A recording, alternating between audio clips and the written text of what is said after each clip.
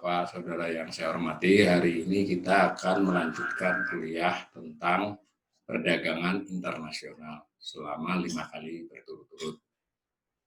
Kemarin kita berbicara tentang ekspor, tentu karena rangkaian kuliah ini adalah rangkaian kuliah ekonomi Indonesia, kita fokusnya tetap ekspor Indonesia. Nah, hari ini kita akan bicara tentang impor. Nah, pada kuliah yang lalu, kita sudah tahu bahwa ada 2 lembaga yang melakukan pencatatan tentang ekspor, yaitu Badan Pusat Statistik (BPS) dan Bank Indonesia (BI). Keduanya melakukan catatan itu berdasar dokumen, terutama dokumen pemberitahuan ekspor barang dan data muat dari Bea Cukai. Nah, ada data bulanan, ada data triwulan dan tahunan. BPS itu mempublikasi catatannya setiap bulan, sedangkan Bank Indonesia setiap 3 bulan dalam konteks laporan yang lebih luas, yaitu tentang neraca pembayaran. Nanti kita jelaskan. Nah, kemarin kita juga sudah mencatat bahwa catatan dari BPS dan BI itu kedua-duanya melakukan pencatatan tentang ekspor dalam mata uang dolar Amerika dan nilai free on board (FOB). Jadi harga barang di pelabuhan atau bandara pengirim, jadi misalnya di Tanjung Priok kah, Tanjung Perak kah. Nah, sebenarnya ada catatan juga tentang berat bersih. Jadi semua barang bentuknya apapun, ya karena maksudnya adalah pencatatan penyederhanaan, itu dicatatkan dalam berat bersih, kilogram, ton ya tepatnya ya, 1000 ton. Nah, semua barang begitu. Nah, hanya kemarin kita tidak banyak menonjolkan data berat bersih ini. Nah, hari ini kita melanjutkan dengan pembicaraan tentang impor. Nah, sama BPS maupun BI juga mencatat. Impor dicatat BPS maupun BI berdasar dokumen yang tersedia di Bea Cukai juga. Kalau kemarin ada PEB toh, pemberitahuan ekspor barang, ini ada pemberitahuan impor barang. Nah, hanya ada dokumen-dokumen lain seperti pemberitahuan pengangkutan barang impor. Lalu ada juga pemberitahuan impor barang khusus. Lalu ada pemberitahuan pabean free trade zone. Pokoknya kita percaya sajalah kepada BPS dan BI, mereka melakukan pencatatan dengan prosedur tertentu, menghitung, mengklasifikasi, lalu menyampaikan ke kita. Nah, ada perbedaan antara BPS dan BI dalam hal impor. Waktu ekspor kemarin ada sedikit saja perbedaan, itu mungkin terkait beberapa dokumen yang perlakuannya berbeda, tetapi nilainya tidak signifikan bedanya. Sedangkan impor ini cukup signifikan. Kenapa? Karena BPS memperlakukan nilai impor itu mengacu kepada nilai yang disebut Cost Insurance and Freight (CIF). Jadi itu saya baca bahasa Indonesia aja, CIF itu karena barang itu diperlakukan harganya di pelabuhan kita, gitu loh. Berarti ongkos angkut kapal, ongkos asuransi dan lain sebagainya dihitung sebagai bagian dari nilai impor. Jadi ketika ekspor itu adalah barang di Tanjung Priok, ketika impor barang di Tanjung Priok, padahal misalnya kita impor dari Cina misalnya begitu ya. Kalau FOB Cina jadi beda kan? Nah, FOB Cina di pelabuhan Cina sana. Nah, itu BPS. Nah, lalu BPS mencatat nilai impor dibandingkan dengan ekspor. Itu disebut sebagai neraca perdagangan, trade balance. Jadi perbandingan antara nilai ekspor dan nilai impor disebut neraca perdagangan. Ya, disebut surplus jika ekspor berarti menjual kan lebih banyak daripada impor atau membeli. Itu disebut surplus, disebut defisit kalau sebaliknya. Nah, berbeda dengan BI cara mencatatnya. BI itu mencatat nilai FOB negara eksportir, maksudnya eksportir yang sana ya, kita kan importir. Saya ulangi, kita dalam mencatat itu kan dalam perspektif masing-masing negara. Jadi kalau dari Cina, Cina mencatat sebagai ekspor, ya kita impor. Nah, tadi BPS mencatatnya kalau impor dari Cina, harga di Tanjung Priok misalnya kan, Sementara BI mencatatnya harga di pelabuhan berangkatnya sana di China. Nah, jadi dia OB. Kenapa BI memperlakukan begitu? Karena BI nanti punya catatan lain tentang ongkosnya. Jadi ongkosnya kapal kah, asuransi kah, atau ongkos-ongkos lain, itu nanti dicatat oleh BI dalam apa yang disebut sebagai neraca jasa yang menjadi bahan kuliah kita besok. Nah, sementara BPS tidak melakukan pencatatan terhadap soal jasa ini karena di harga impor tadi sudah masuk jasa terkait barang. Nah, tetapi BI mencatat sebagai jasa tidak hanya soal itu, ada jasa-jasa lain. Besok kita jelaskan. Karena itu ini penting banget dipegangnya bahwa setiap data kita lihat berasal dari BPS, berarti maksudnya versi pencatatan BPS atau Bank Indonesia. Nah, ketika tadi BPS menyebut perbandingan ekspor dan impor sebagai neraca perdagangan, trade balance, si BI menyebutnya neraca itu neraca barang, goods ya. Nanti besok kita lihat. Mari kita lihat bahwa pakai BPS dulu yang standar ya, standar BPS itu BPS melaporkan bahwa pada tahun 2019 di slide nampak itu impor senilai 170,72 miliar dolar ya gitu ya, yang oranye apa kuning itu di kotak itu atas. Nah, orange. Nah, sementara tahun sebelumnya, tahun 2018, itu 188,71 miliar dolar. Jadi terjadi penurunan impor. Tapi kemarin itu sudah belajar juga, ekspor juga kebetulan turun toh. Nah, sebagaimana dalam perlakuan ekspor, Indonesia terbiasa BPS membedakan migas dan non-migas. Pembedaan ini pembedaan khas Indonesia ya. Untuk negara-negara yang tidak terlalu mementingkan arti migas non-migas, ya nggak ada klasifikasi ini. Kita perlu karena kita ingin tahu perubahan struktur ekonomi kita bertahun-tahun yang lalu kita bergantung migas. Kurang lebih begitu asal-usulnya. Tapi suatu saat nanti mungkin tidak ada lagi migas non-migas ini ya, ketika migasnya sudah tidak terlalu urgen lagi menjadi argumen. Nah itu kalau pakai migas non-migas ya sebelahnya itu kalau yang non-migas. Nah grafik itu menunjukkan yang oranye paling kanan ya 2019 itu sama dengan data yang tadi 170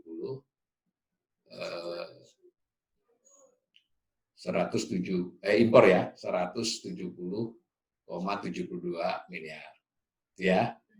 Nah, maaf itu yang oranye itu yang khusus non migas, yang migasnya yang biru, yang grafik abu-abu itu yang menunjukkan 170,72 tunjuk ya. Nah, yang oranye adalah non migas, yang biru migas, totalnya yang abu-abu seperti gambar di kotak itu. Hanya bedanya yang kotak kan hanya 2 tahun tuh 2019 dan 2018. Ini saudara-saudara bisa melihat ke tahun 1975. Nanti sebagaimana yang sudah-sudah buat kawan-kawan yang mau tutorial setelah perkuliahan 10 hari nanti kita ada edisi tutorial untuk tahu data ini.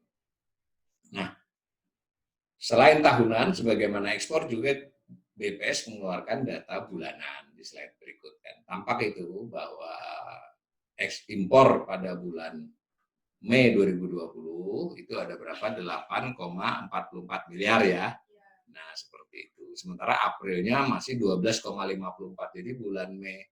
Ini datanya lebih update ya. Kemarin kita baru pakai April loh, karena ternyata kemarin siang BPS melakukan publikasi, tadi sudah saya ambil.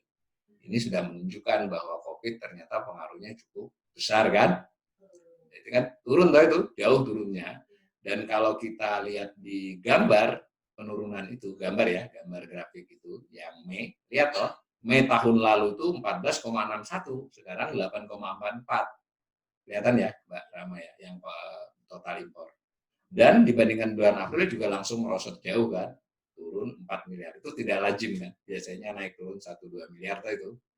Nah, artinya memang gambar juga kelihatan tuh, gambar merah turun kan, yang tahun 2020. Kita bisa membandingkan dengan biru 2018, hijau 2019. Yang di bawahnya kalau khusus impor non-migas. Jika nanti saudara-saudara sudah sering main ke webnya BPS, saudara-saudara bisa mengolah sendiri untuk 5-10 tahun untuk membandingkan antar bulan kan misalnya. Seperti itu ya, itu impor bulanan. Nah, kemudian kita sudah belajar kemarin di slide berikut itu ada kategori HS dan kategori SITC. Ini contoh saja. Hari ini saya untuk impor tidak banyak menjelaskan. Nanti kalau sudah kita belajar masuk ke dalam webnya BPS, cari sendiri ya. Ini untuk untuk memberi gambaran saja. Di publikasi BPS itu 10 macam barang, gambar yang atas, itu dengan HS 2 digit. Ingat HS 2 digit itu berarti ada 99 ya, dari 01 sampai 99. Nah, mesin dan peralatan mekanis yang nomor 1 itu HS-nya 84. Itu impor paling banyak. Kalau kemarin kalau ekspor paling banyak adalah bahan-bahan mineral HS 27 ya, 2 digit.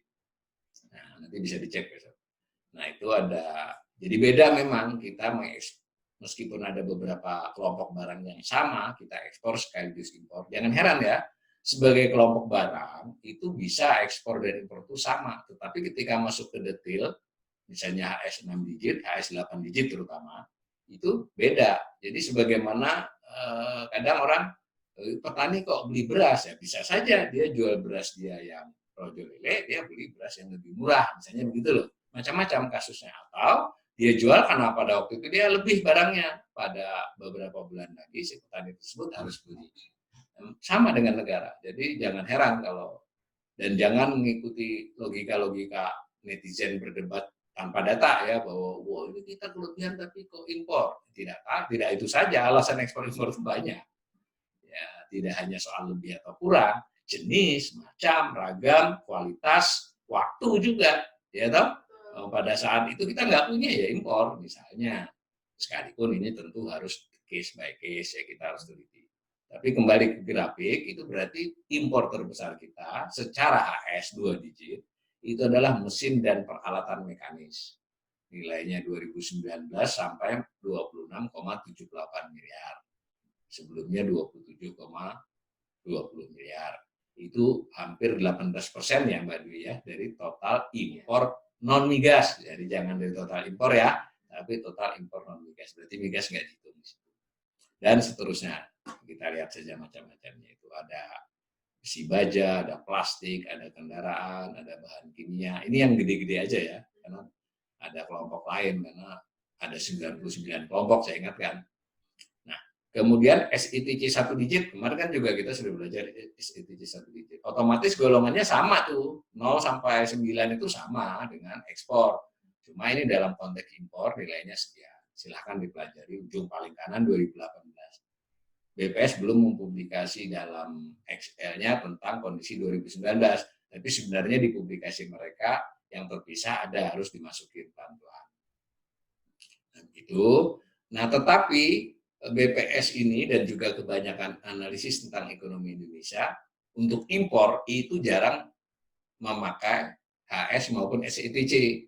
Itu semacam informasi untuk tambahan-tambahan analisis yang paling sering dilakukan secara umum, misal ekonom atau pengamat diundang di TV gitu atau dalam sebuah seminar, umumnya yang disajikan sesuai dengan data BPS ini impor menurut golongan penggunaan barang. Jadi meskipun caranya menggolongkan ini juga berdasar tadi sebetulnya selain H. Jadi BPS itu punya kategori HS, SITC, kemudian melakukan klasifikasi lagi, ada klasifikasi baku ya, macam-macam, tetapi lalu disajikanlah oleh BPS khusus. Kalau kemarin ekspor kan dibagi menjadi ekspor migas, ekspor pertanian, ekspor manufaktur, dan ekspor pertambangan. Kan begitu dia. Nah, kalau impor, BPS atas dasar terutama HS, lalu ditambah SITC dan sebagainya, membuat penggolongan, diklasifikasikan dia menjadi barang konsumsi, bahan baku penolong, dan barang modal. Jadi itu artinya impor tersebut digunakan untuk apa, gitu loh, bukan macamnya. Jadi misalnya impor makanan, ya kalau untuk dimakan langsung namanya konsumsi, tetapi kalau dia bahan makanan tetapi diolah kembali, minimal dikemas atau apapun, ya diolah untuk kemudian dijual, itu berarti dia masuknya bahan baku penolong. Jadi impor gandum untuk diolah, dia masuknya klasifikasinya bahan baku penolong. Gitu ya. Barang modal itu sudah jelas, kita sudah pernah belajar PDB, itu berarti kan sudah barang yang terkait dengan umurnya lebih dari setahun, penambahan kapasitas produksi, semacam itu ya. Nah, maka data yang paling kiri itu adalah data 2018 dan 2019. Yang orange itu 2018, di mana nilai barang konsumsi 16,41 miliar ya, selama setahun 2019.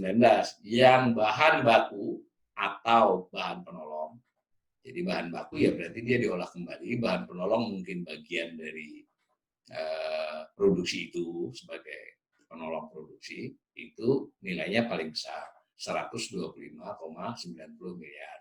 Nah, barang modal 28 ya, 28,41. Nah, yang biru menunjukkan data tahun 2018.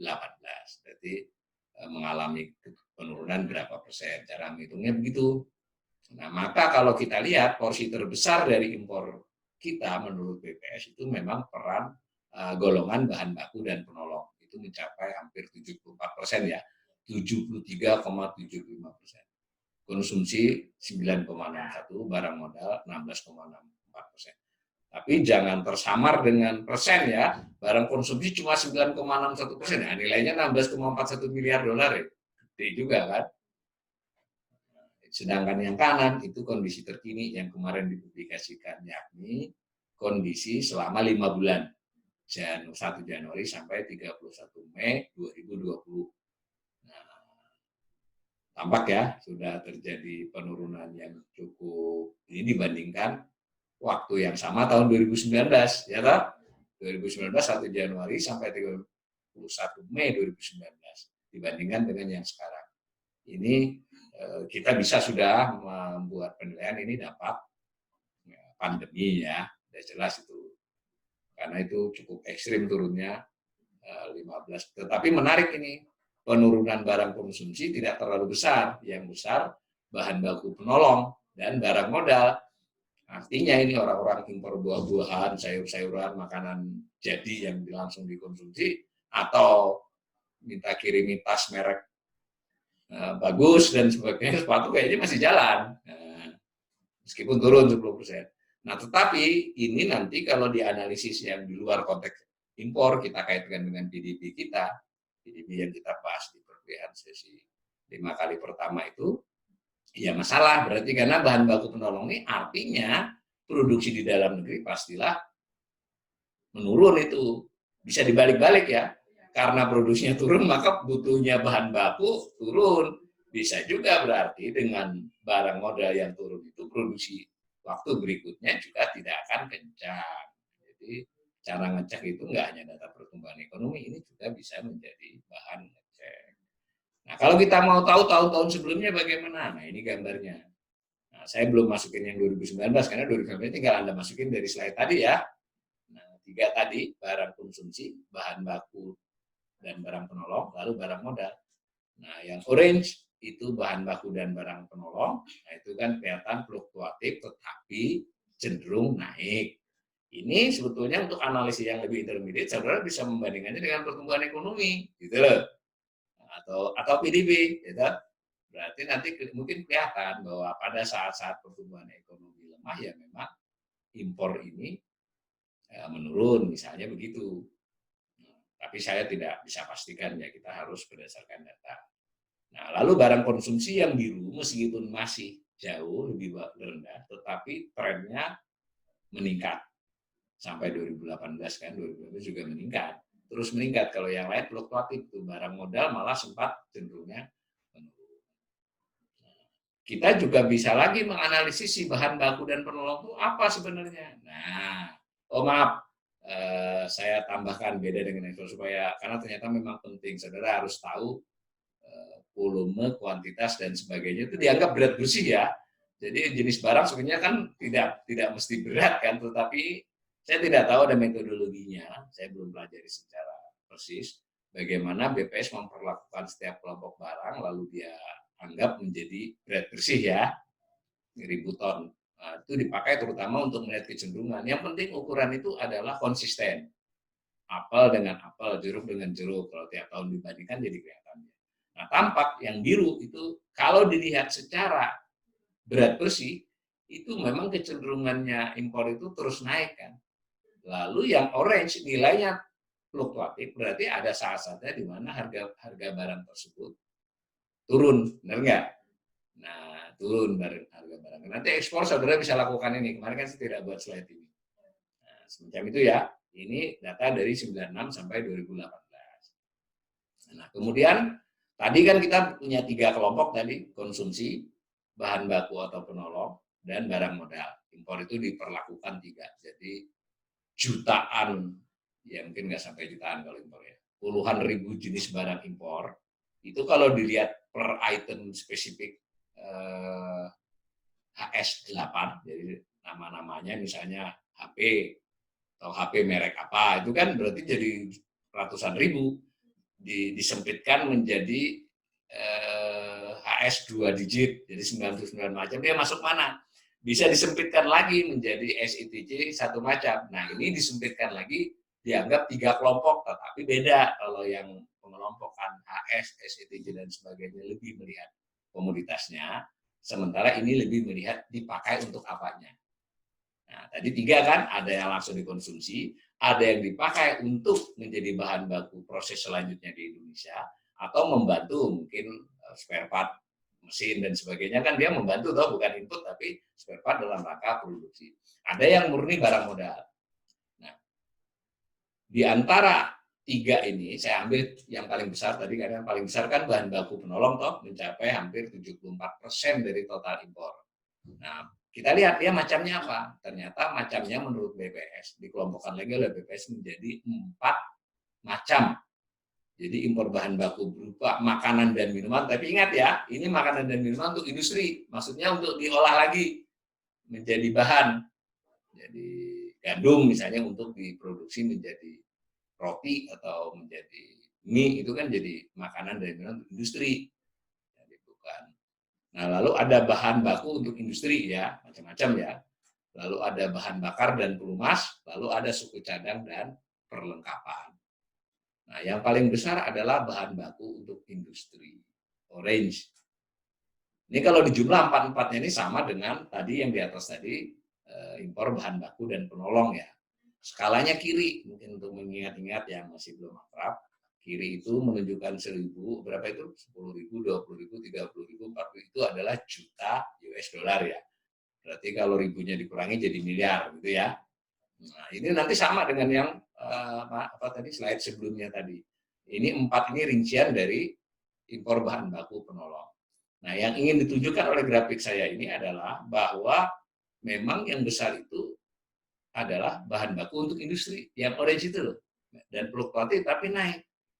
Maksudnya kalau ini tidak terjadi, memang akan ada gangguan dalam produksi industri di dalam negeri. Gitu loh.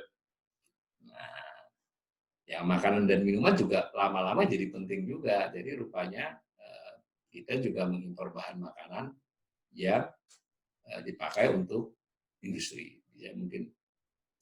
Nah, suku cadang itu yang kuning ya, juga mengalami ini. Nah, bahan bakar dan pelumas memang fluktuatif. Gitu. Nah, kita juga bisa bicara impor berdasarkan negara asal impor, kan gitu ya. Jadi tadi kita bisa bicara komoditasnya.